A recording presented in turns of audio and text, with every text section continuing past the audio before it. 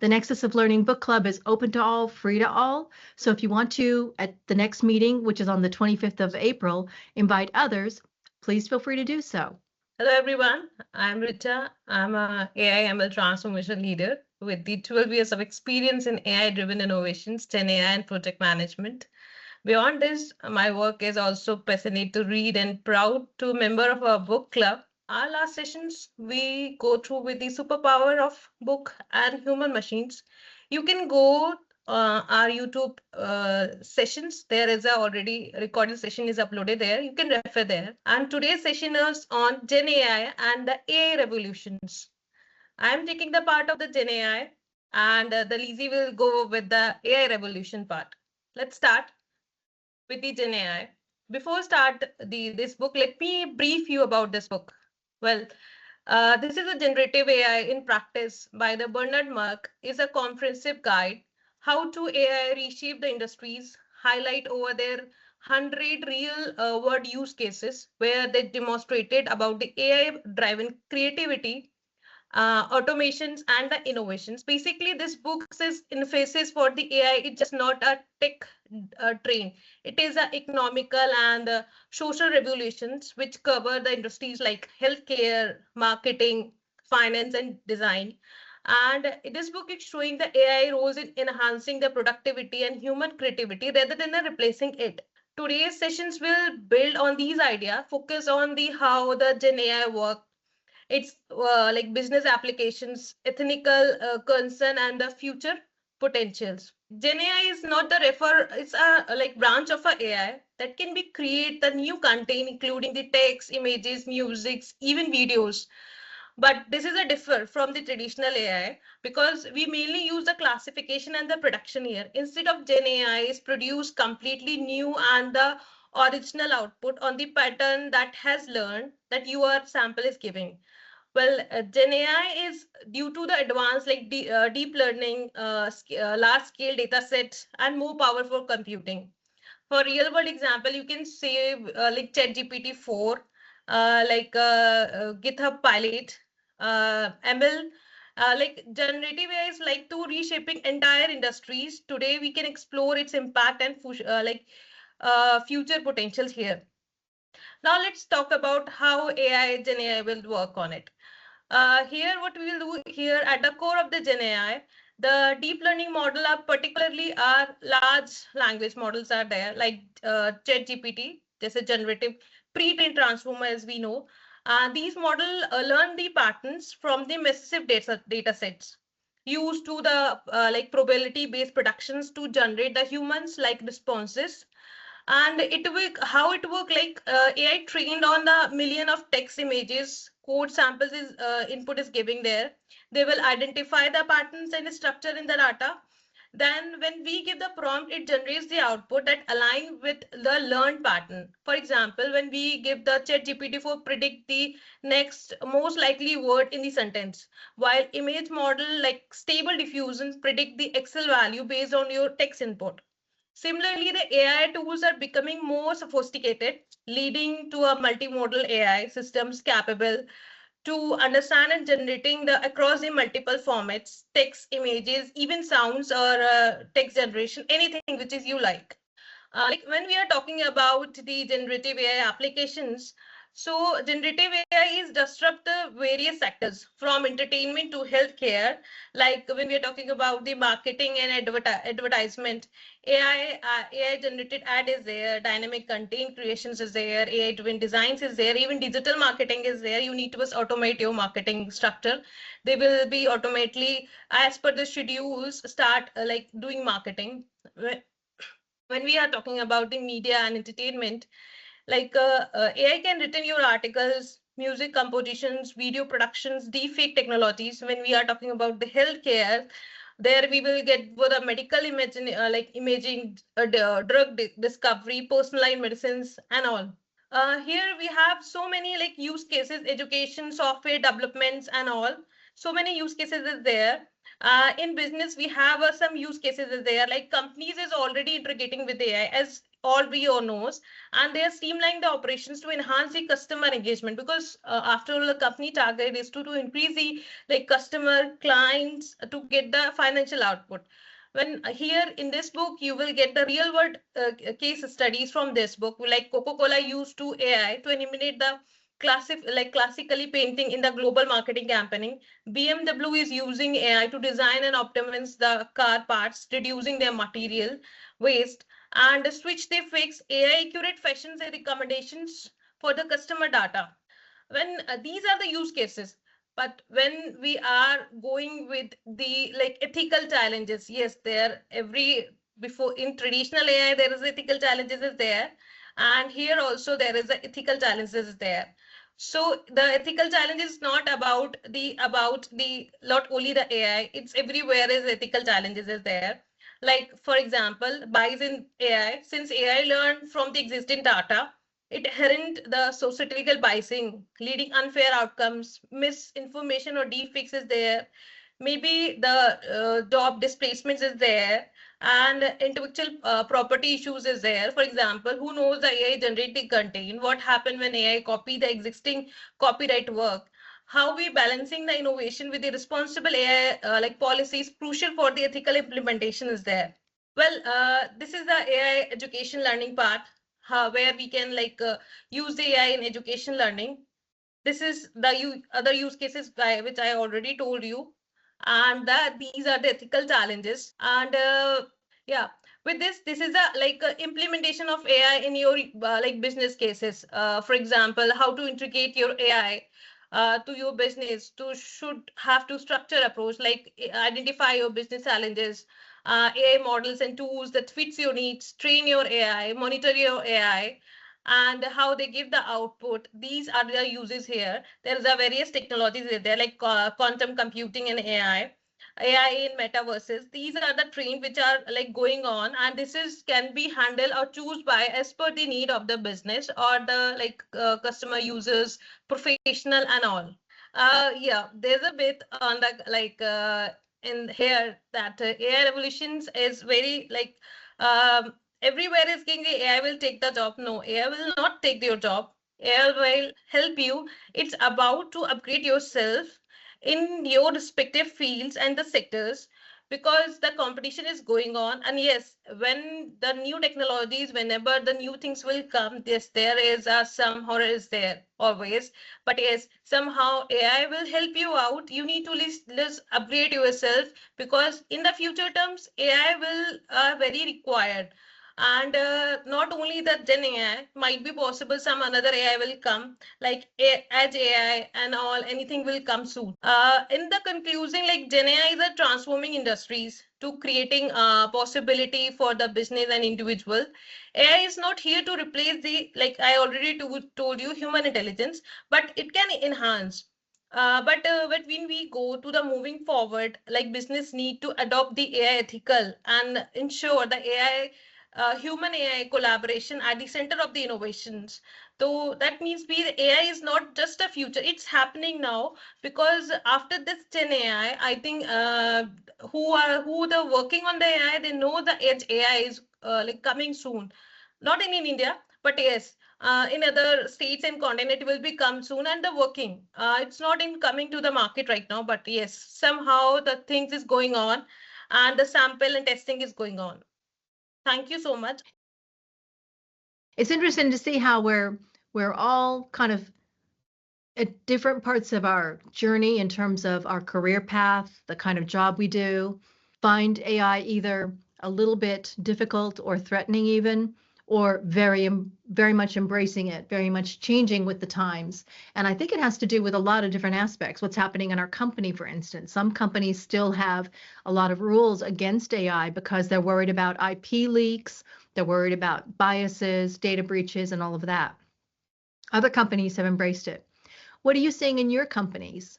Yeah, in my organization where I worked in India, its biggest broking firm, stockbroking firm, they are, work in capital market, stock market. So where Gen AI is very much important to track investment behavior of clients. how they are, interacting with stock and investment decision, what type of stock they are purchasing, buying, selling. So we can get some, great insights from retail investor, from institutional investors. So it will be, good impact in my industry, in terms of AI. So we can get some informed decision with predicted data. We can get some prediction for future price action in capital market. So it will be a great impact on our industry. That's amazing. You sound like you're actually using it in a very advanced way. The whole AI component of your business is actually leveraging that into pricing and really smart analysis. Is that right? Absolutely. And even we are, for acquiring new clients from market, we also track, their behavior on social media, how they are interacting with each other, what they are discussing on internet about, the stocks. And so we can get some good insights from, the large user generated data, like from social media, from Twitter, from Facebook. So we can get some good insights about their investment patterns and behaviors. So it will be a great impact there in capital market industry, especially in financial industry. Wow.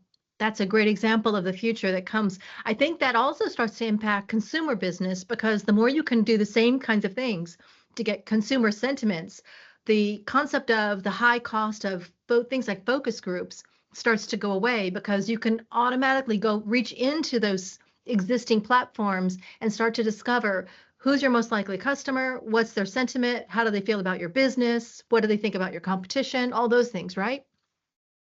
Absolutely. And even we can, get some net promoter scores from social media. We can scrape, about what people are talking about our company, what their opinion about our company, so we can improve our reputation in market. Wonderful. Jennifer Barlow is our guest today. She is the author of the book AI Revolutions, which is available on our AI book club. So, Jennifer, thank you for joining us. If you want to put your camera on, if you're able to, we can have you talk us through the next section. So we're going to move on. Thank you so much. Richa's done a great job on putting together that information. It seems like it really gravitated to you. We just were reading about a different book that we were looking at. We're looking at 6 books. And the next one, Wow. if we go to the next slide, is AI Revolution. So this is I really enjoyed reading this book because one of the things about it is it has such a positive outlook on the future of AI. Jennifer, would you like to introduce yourself and talk a little bit about the book, and then we'll get into our questions and so forth? Yeah, so we really wrote the book in a time where everyone was quite pessimistic about AI in the UK. So this was about 2 years ago now. And when we first introduced ourselves to LLM and got used to it with our own businesses, we were telling everyone about AI and ChatGPT and what's going on, and not many people were using it at the time. And just because of the people we're meeting, we ended up doing workshops with C-suites, trying to introduce the culture of AI into these SMEs. And we put all the lessons that we learned and what really worked with them into a book. And that's kind of where the book came from, was all these workshops with C-suites and then training with all these companies in the UK in a time where it was quite pessimistic. So we wanted to be that bright outlook of actually how can you implement it in an easy way and help train people to make them have a positive light on AI, not just all the rest of the things that they talk about on the news. Yeah, in fact, we had a webinar recently where someone was talking about AI, but had that more pessimistic, I would say, outlook. So it's still pervasive even today. So I think this message is needed today. Yeah. You have on the panel today many people who actually are, I would say, the forward thinkers. You know, they are definitely leading edge if you heard some of the comments made by our viewers today. But we're going to replay this. And so we're going to have this go out to a larger audience from our YouTube channel. And we really do want them to see the hopeful side of things. You know, one of the things we did in our last book club was talk about something related to AI, which is AI representative of the horse being replaced by the car, or the discovery of electricity, the light bulb, and all the technology that came from it, leading actually to AI in the end? And I think, you know, the fact is, on this group, I would say we're leaning more toward it's the future, it's the beginning of something, but also the feeling is in PMI in general that it also will replace certain kinds of work. So there's that, and also the bias and the legal issues and all that. So there's, I'd say, as a PMI organization as a whole, we're kind of people on both sides of the fence, you could say. Yes. And also, I think there's an element that we don't know, and there's an unknown in the future. And you have to learn to embrace that unknown and be able to pivot faster than ever with it. Great point. We have a couple of slides kind of summarizing your book that Richa put together. Maybe we could go through those and you could speak to some of your key points here. Yeah, sure. I actually have read my book in a while, so this will be fun. We have a nice memory for you of your book. Recap. Yep. Yeah, so importance of, I think it's more AI. Before, it was preserved for larger corporations that could afford to have AI implementation, and why we were so excited about AI from 2 years ago and even now is that now it's affordable, it's reachable. Every single one of us has it in our pocket to use in our everyday lives. And I think that's the really exciting part of it. And it can touch every point of our life to make everything better, not just in work, but even in home life. So yeah, I think that's the really interesting part of it. And also the cost savings. So the fact that it is so affordable, you can get a subscription to most AI software for $30 a month, and it can just transform an entire business based on that. I think is really amazing. So, yep. We're going a little fast there, but yeah. That's Sorry. okay. I mean, I think these things, I hope most people understand that, yeah, I mean, AI can help with things that are routine tasks and improve customer service and help with decision making. I think the really exciting things are like how that I get interested is how it can augment our skills and what we're good at, and lowering the step at the amount of things we can achieve, and raising the glass ceiling for everyone and how much more we can do. Love it. We were talking about how AI kind of opens the aperture. Mano, one of our attendees today, was talking about how his business is really being revolutionized through AI. And I was referring to the user journey work I do, and how the fact that focus groups were really expensive in the past, and now you can reach into all kinds of new insights that have a low threshold. So the threshold the barrier to entries are lowered, aren't they? Yes, exactly. But then that's interesting because it changes the marketplace so much, because it increases competition and increases saturation. So then you have to maybe change your business strategy based on that as well. So, yeah. Are you seeing anything specific happening in that area about business strategy changing?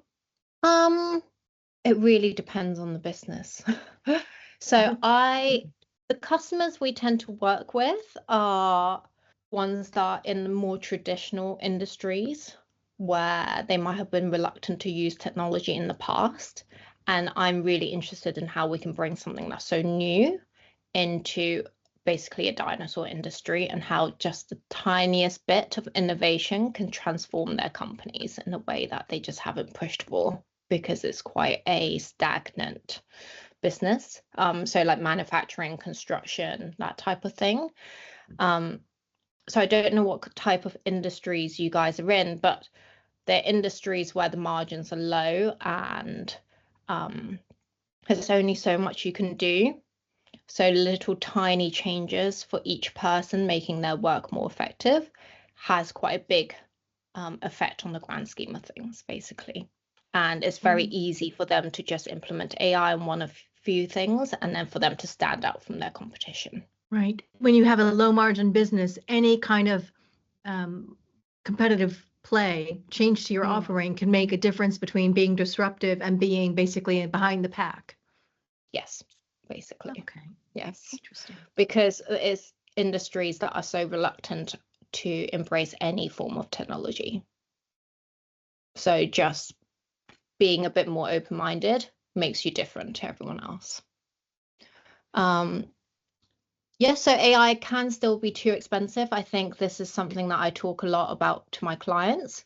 So they'll come to us with wanting to put AI into every part of their business, and we'll say, you don't need it in every part of your business. It doesn't make sense in certain areas, but these areas it does make sense.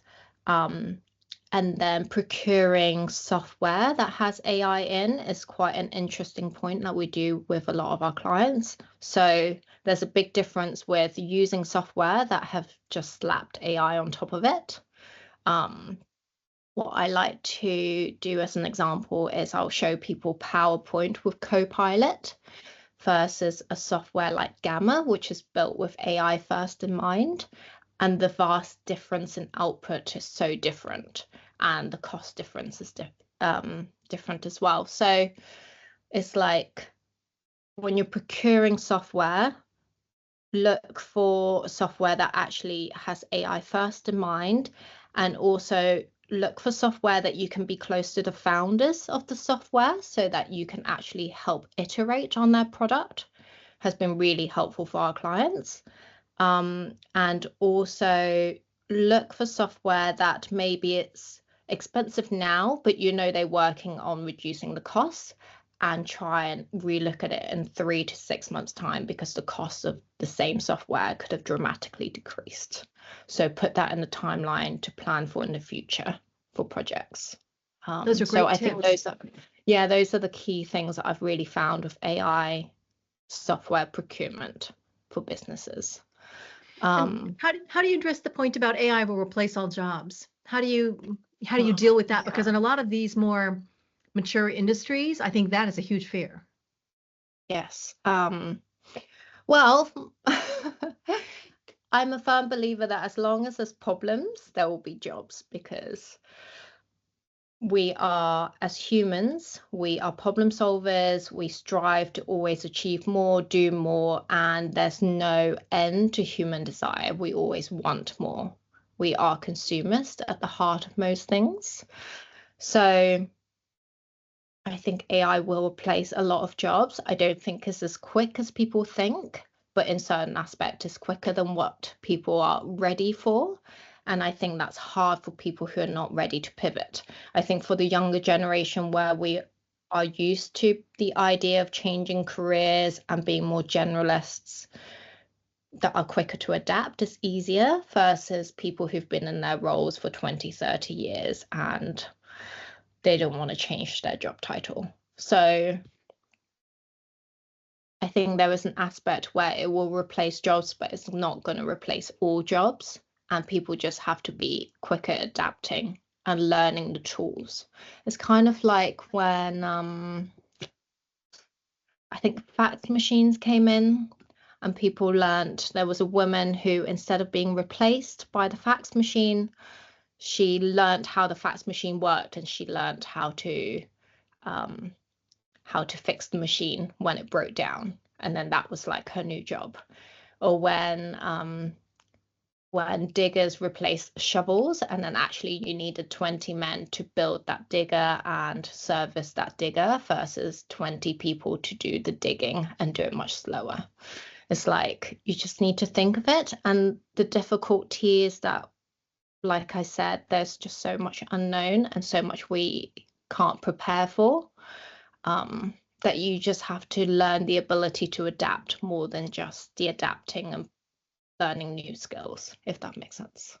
It does. It does. I was using the analogy of the secretary I used to have. Most of the secretarial jobs, as they used to be, have gone away because AI has replaced so much of that. But even before that, I mean, just technology in general. But you can pivot and become something else. So Yes. indeed. Yeah. And I think, oh, sorry. No, go on.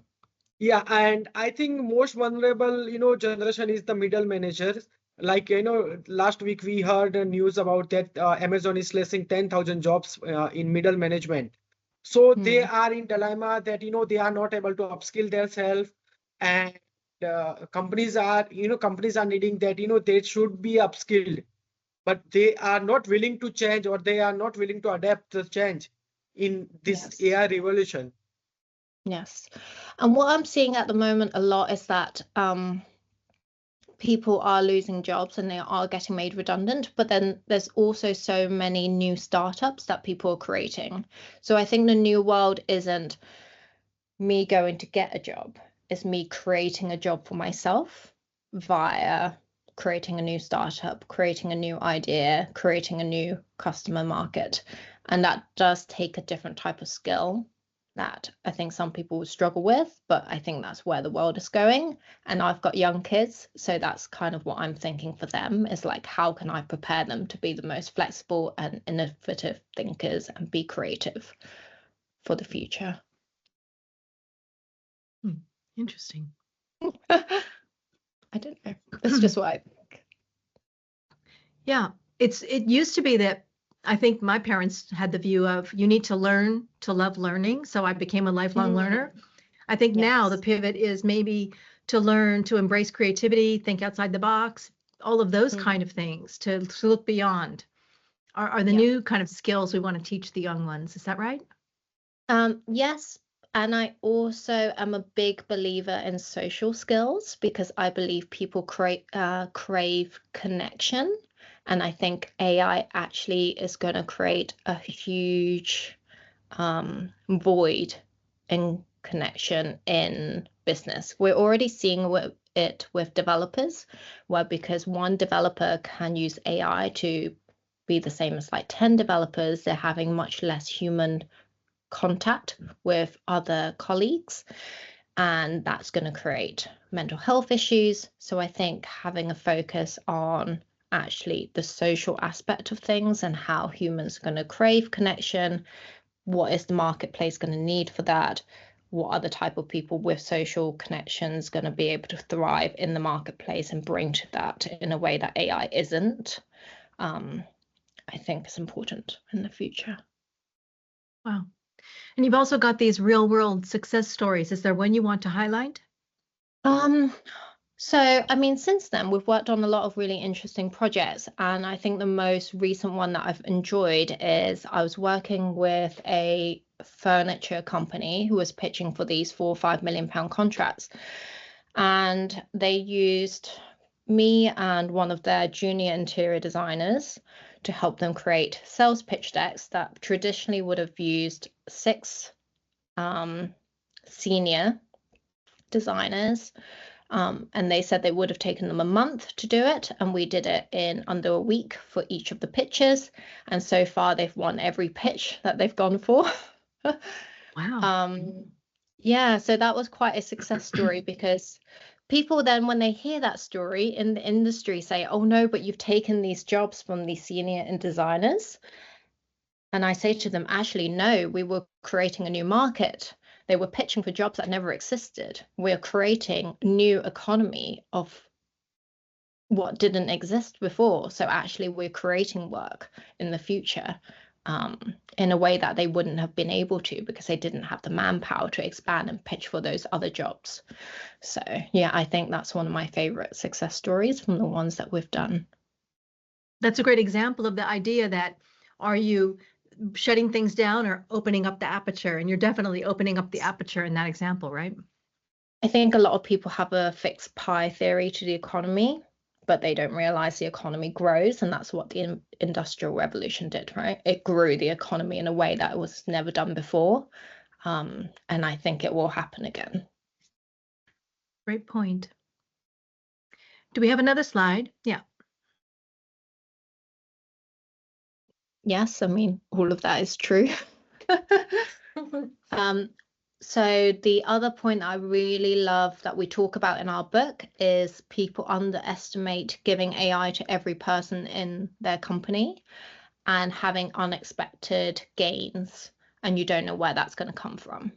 So a certain amount of people in a team might use the AI and not get very much from it. Whereas you might just get a few people who really embrace it, really love it, and they might do research on it, or they might see what other areas they can use it.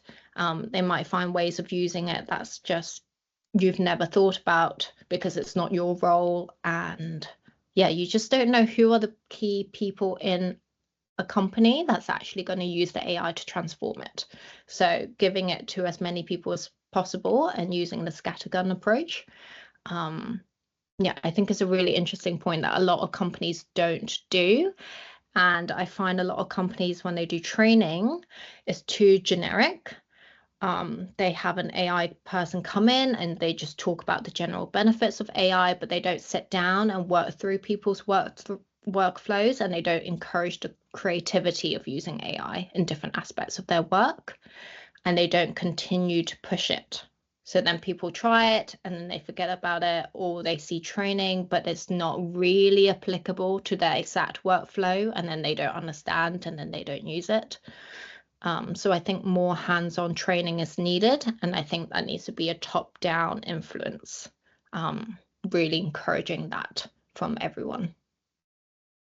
I like that. I actually worked in Silicon Valley for a long time, and during that time I had new people join, and they took the initiative to use technology in ways that hadn't been used before. And a lot of people balked at that, saying they're spending a lot of time making this technology work, but they didn't realize it was pennies on the dollar, because later the technology optimized every way of working.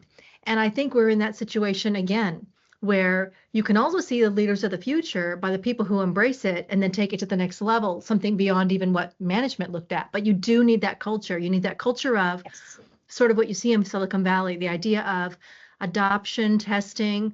Let the cream rise to the top. Let the people who embrace and find the new use cases, promote them. See them as people who need to be talked about in the organization as role models.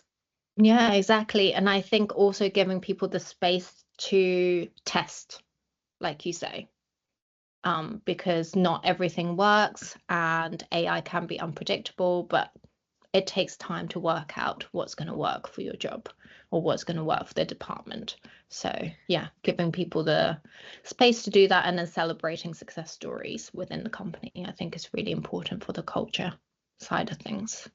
Yeah, and I like a point you made. We can link that to a point you made earlier, where you talk about the idea that new technologies are coming on all the time, and AI leading technologies are the one you want to embrace. So we're in that moment of, I'll call it, because I'm from California, the wild, wild west, where new things are happening all the time. So if you let that culture saturate, the next big thing for your company might be something that's just being put onto the market, right? Yeah. And also, you don't know what direction the company is going to take, and a lot of companies are going to pivot as well.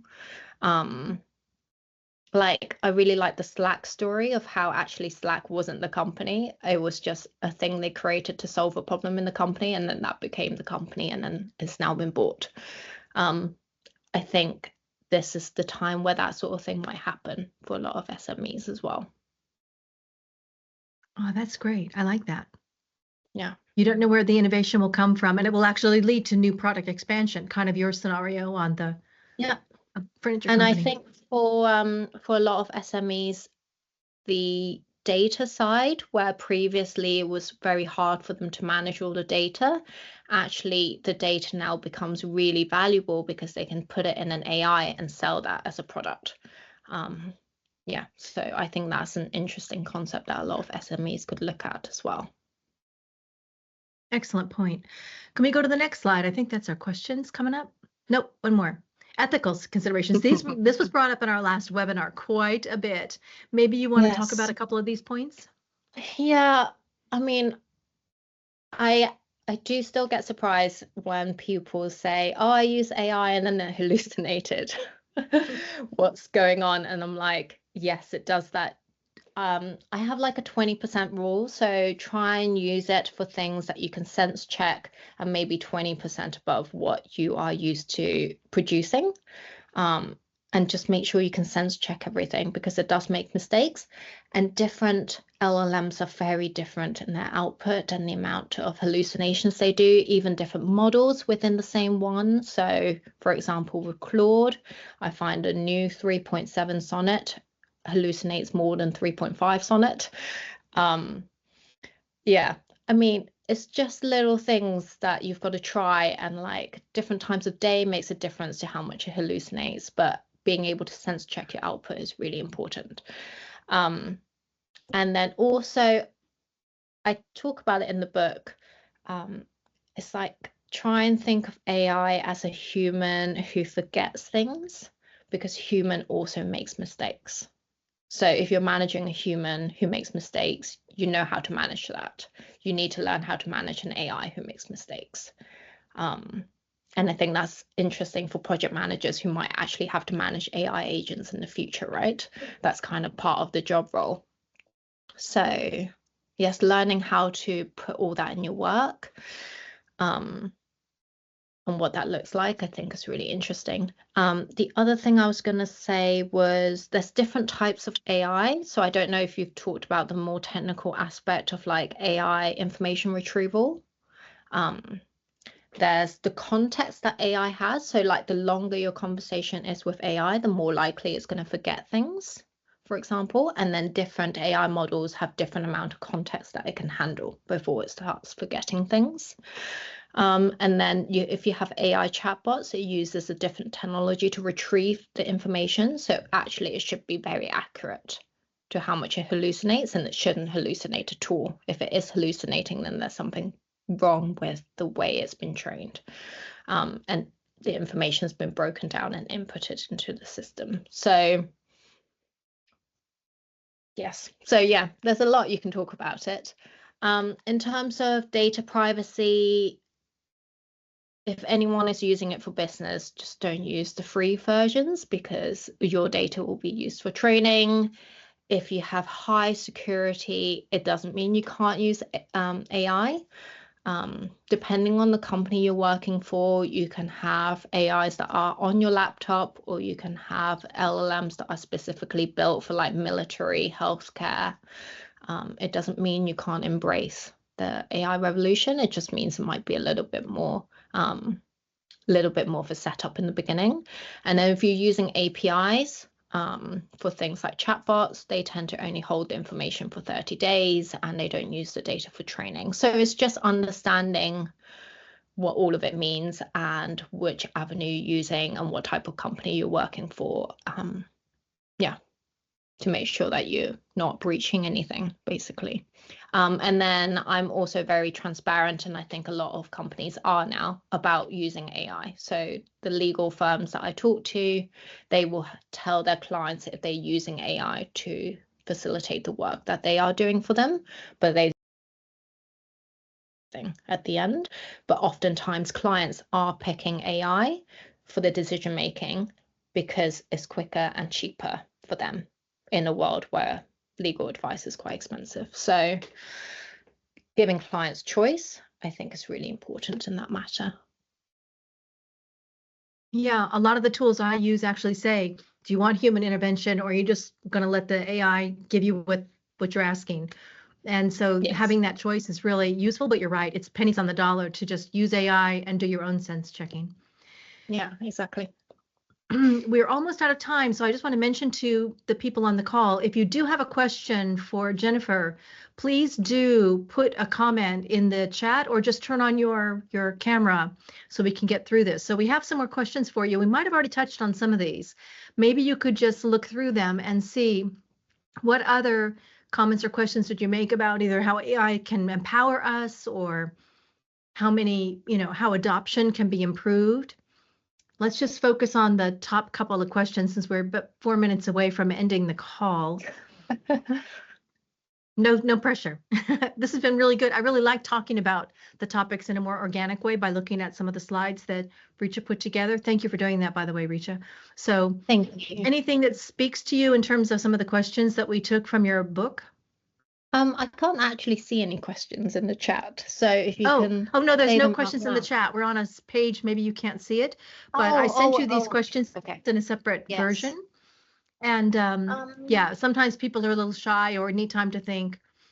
Okay. So for the AI evolving, I really think that is dependent on the company you're working for. What AI is most exciting depends on what's going to be for your industry. But I think one thing that is quite exciting is the idea that you can put AI into low-code automated agents quite easily. So any slightly larger SMEs who can afford to have an in-house technical person who can build those processes in, is a very cost-effective way of implementing AI, and in a way where people don't notice because it's just in the background. It's really good.